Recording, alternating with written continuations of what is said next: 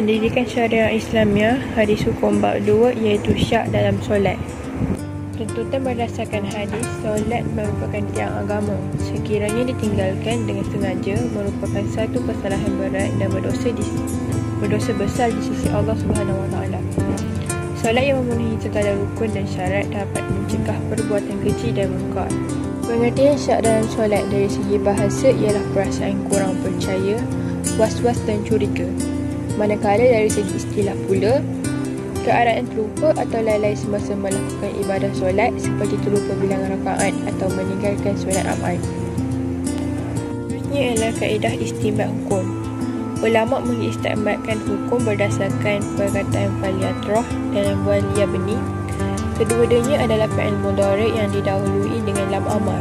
Setiap lafaz yang ada lam amar merupakan perintah yang wajib. Oleh itu, wajib menghilangkan keraguan dalam solat berdasarkan keyakinan. Situasi syak dalam solat dan cara penyelesaiannya. Yang pertama, syak dalam rukun fi'li. Situasi pertama ialah solat dalam keadaan terlupa bilangan rakaat sama ada 3 atau 4 rakaat. Hendaklah dengan yakin membuat keputusan 3 rakaat. Wajib menambah bilangan rakaat dan disunatkan sujud sahwi sebelum memberi salam. Situasi yang kedua, syak sama ada sudah melakukan sujud yang kedua atau belum. Hendaklah dengan yakin membuat keputusan belum melakukan sujud sahwi. Terus sujud sekali lagi untuk menyempurnakan sujudnya dan disunatkan sujud sahwi sebelum memberi salam. Manakala syak dalam rukun qawli pula ialah situasinya syak sama ada sudah membaca atau belum surah Al-Fatihah. Sekiranya masih dalam rukun tersebut, hendaklah terus membaca bacaan berkenaan. Tidak perlu dilakukan sujud sahwi. Situasi yang kedua ialah syak sama ada sudah membaca atau belum surah Al-Fatihah pada rakaat kedua. Sekiranya teringat ketika sujud bahawa dia belum membaca surah Al-Fatihah, maka hendaklah segera berdiri mengulangi rakaat kedua itu dengan menggunakan bacaan surah Al-Fatihah. Dan kemudian disunatkan sujud sahwi sebelum memberi salam. Tata cara sujud sahwi yang pertama ialah mesti berniat untuk melakukan sujud sahwi. Yang kedua mempunyai tempoh tertentu dan yang ketiga 2 kali sujud. Bacaan sujud sahwi ialah Subhanaman la yanamu wa la yasku, yang bermaksud Maha Suci Allah yang tidak pernah tidur dan lupa.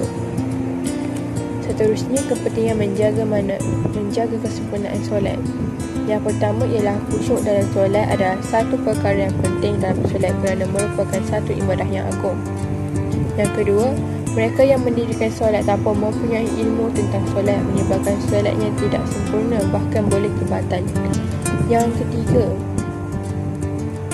solat yang khusyuk dan sempurna boleh menjadi benteng kepada seorang pekat daripada perkara mungkar dan maksiat.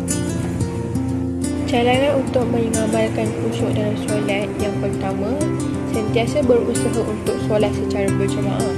Yang kedua, sentiasa menepati waktu solat dan bersegera menunaikan solat. Yang ketiga, memahami dan menghayati makna ayat yang dibaca dalam solat. Yang keempat, solat dalam suasana yang tenang dan bersih. Dan akhir sekali, memberi tumpuan dengan memandang ke tempat sujud. Cadangan aktiviti untuk menghindari syak dalam solat yang pertama ialah kem solat. Yang kedua, kempen solat berjemaah tanpa makmum. Yang ketiga, kempen solat awal waktu. Dan yang keempat, pelaksanaan amali wuduk yang sempurna. Sekian.